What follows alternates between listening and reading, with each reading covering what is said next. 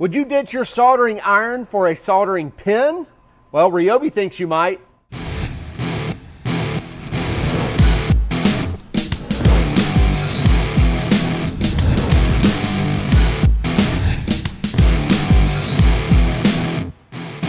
RYOBI continues to expand their line of USB rechargeable tools. This runs on their USB Lithium platform. Has the new 2 amp hour USB Lithium battery that charges on the USB Type-C cable, and this is their soldering pin. Now the cool thing about this is, number one, as you can see, it's very small and portable, but it also heats up rather quickly. I believe it gets to like 550 degrees in just 40 seconds and then gets up to full temperature of 900 degrees.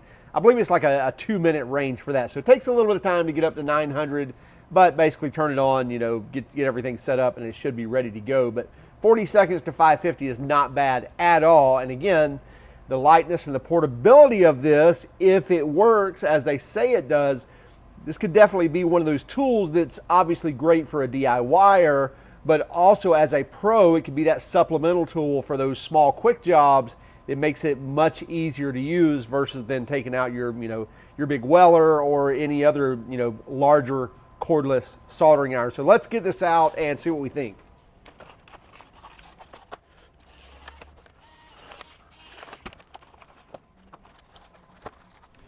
So this is the model number FVH61K, and again, it's their USB Lithium soldering iron. So you can see the USB Lithium, I believe it's a 4-volt battery.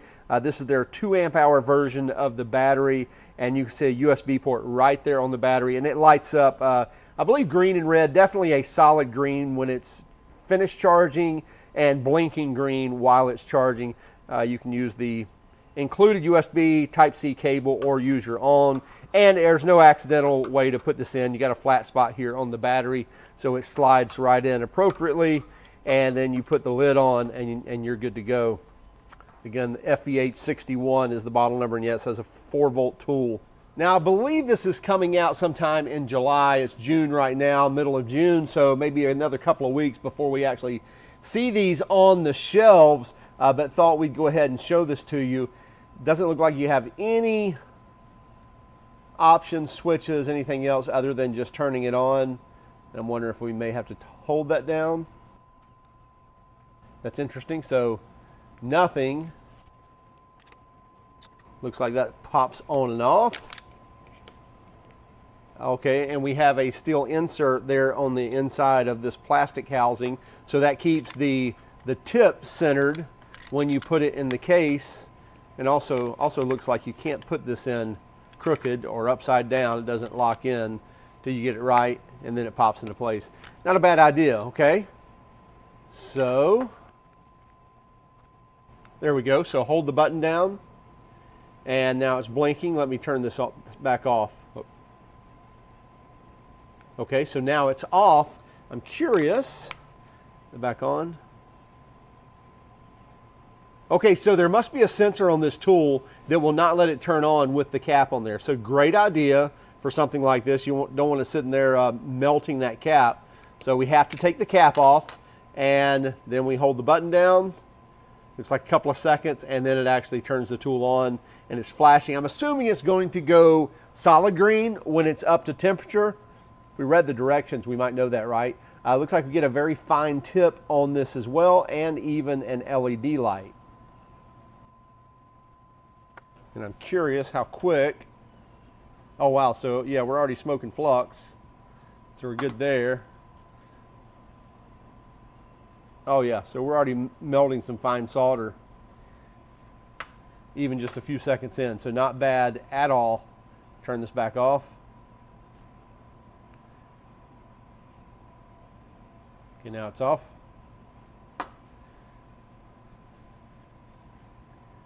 Not bad at all, and very light in the hand as well. And the weight is up here on the front. I mean, there's a little weight back here on the back, but you can definitely hold this like this without it having too much rear weight. Pretty balanced in the hand to be able to control that tip where we need it.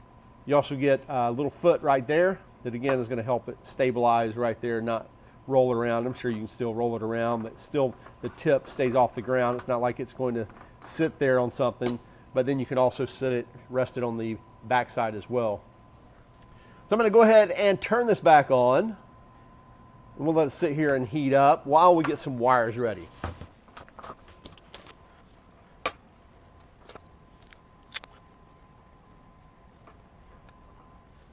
Okay, we've got a wire in here, wired together, and let's put some solder on there. Little solder on the tip there.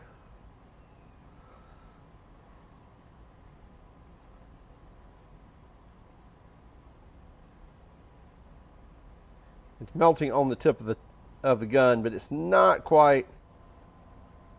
Okay, now we've flowed it very well. So it took a little bit of time. That is a little bit larger of a wire than I would think you'd use with this gun, but in a pinch, if we needed to use that, not a problem at all. That's flowed that solder very nicely. Yeah. And that's ready to go. By the way, you never want to put too much solder. You don't want that solder flowing on each side of that joint down behind the shielding. That's going to make for a brittle solder job. So you just want that to be able to solder together and you're good. So I know what your favorite wire is, especially for conductive wiring, is good old speaker wire, right? So let's see how well it does with that. We'll just go ahead and wire these together. And we'll use a little flux there.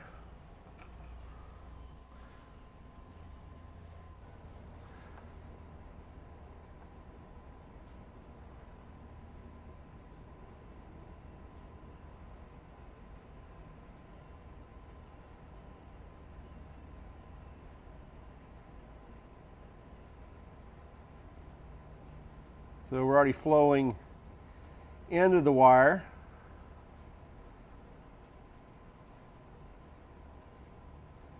Way more than we should be.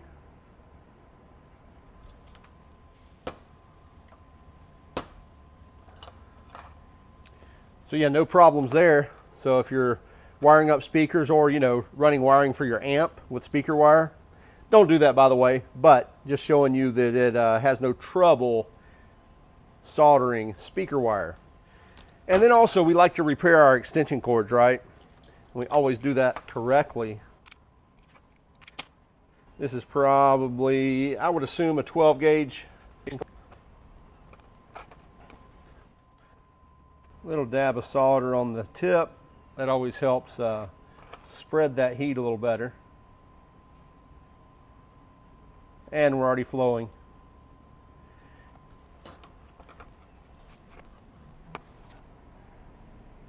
Get a little on the tip. Yeah, so we're already flowing the solder there. So yeah, once this thing heats up, looks like it's flowing really well, especially on clean wiring, which that gives you another big tip, is that if you're using clean wire, or at least trimming it off where you have clean wire, you're going to get a lot better solder job and flow. And then finally, here's some 10 gauge wire. And I get it, we're not soldering a joint together, so that probably take a little more energy. But just thought I'd show the abilities of doing this. Let me get some flux on that as well. Oh yeah, plenty of flux there.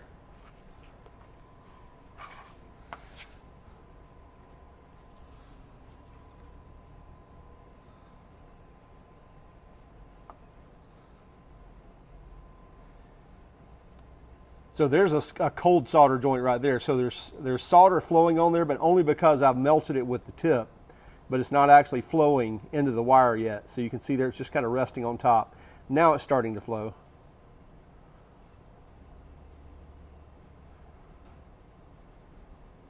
There we go. So now you can see the solder is actually flowing into the wire, not just onto the tip of the gun. So now you can see the solder is actually flowing into the wire, not just onto the... But I will say, sometimes you can kind of cheat the system, especially when you're doing let's say, oversized wire for the tool that you maybe have in your hand, it helps to put a little solder on the tip first, and that'll help to broaden that heat across the actual subject matter to flow that solder. I think our battery may be dead. Nope. There we go. Maybe there's an automatic shut off. We'll read those instructions here in a second, because that just triggered off. Unless I held the button by accident, but I don't believe that I did.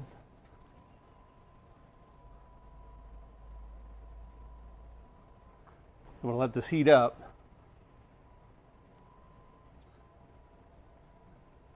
So again, you see we have a cold joint there because that solder just sitting up on that wire.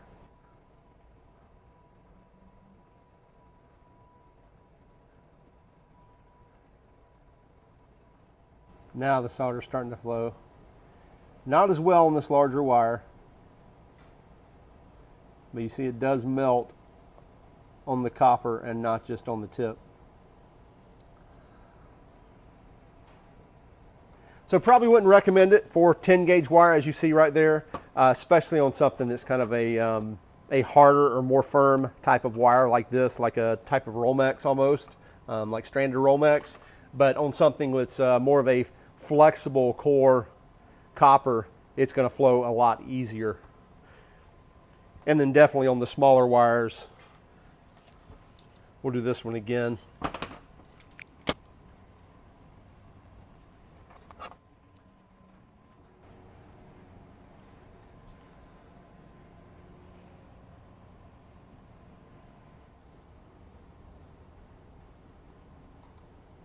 See, it's already flowing into the copper. Just taking that in. Again, I'm putting way more than I should. Just showing you it's flowing, not just on the tip, but into the copper itself.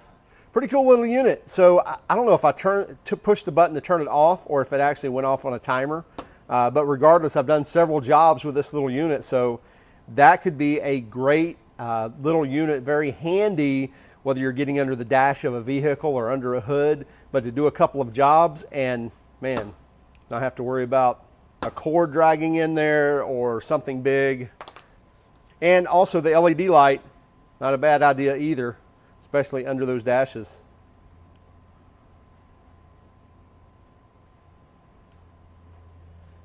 All right, so a couple of things before we end this. We pulled the battery out, by the way, to recharge it, even though it wasn't dead, because it said in the manual here, and we always read the manual before we use it, right? Anyway, it says when it's heating, it's flashing green, and when it's ready for use, it's solid green. Battery level is less than 25%. You get a solid red, no flashes. When it's low battery, it flashes red 3 times, and then when there's no tip present, flashing green 3 flashes. So we know that it was all operating normal and the battery's not low even yet. So you're going to get several uses out of this. And also there is a 10-minute shut off. So after it being on for 10 minutes, it's just going to automatically shut off. I might argue that it needs to have some type of motion sensor where it knows if it's still in motion, it doesn't trigger that. But for a tool that's this small and it's really set up for DIYers, I'm not going to argue with that. It's not a bad idea to have that. Just 10 minutes of use, it shuts off. And by the way, the LED light comes on when the unit's on. So you know if the LED light's on, that it's on. And I noticed something else as well. Here in the cap, there's a big protrusion right there. And that lines up with that hole right there. And there's a little micro button back in there, micro switch. And that's what's turning that unit off or doesn't allow it to power on when you have the cap on. So not a bad idea at all. So here's the skinny on the RYOBI USB lithium tool. Runs on their 4-volt, 2-amp-hour USB lithium battery. Charges with their USB Type-C cable. I love that. So any USB Type-C cable will work. This is a very useful little tool, and we do think it can cross over that pro line as well. So it can be that supplemental tool for a pro for those smaller jobs, and also very useful tool for the DIYer, that person at in their home or in their shop, in their garage. Great idea. Price on this is like $70, $69.97 or $69.95. 2-year warranty on this as well. Very handy little tool. It will be coming out in July at your Home Depot or on homedepot.com. We'll have a link in the description. Hey, be sure to follow us on Instagram, Facebook, Twitter, and even TikTok. Have a great day. Keep smiling.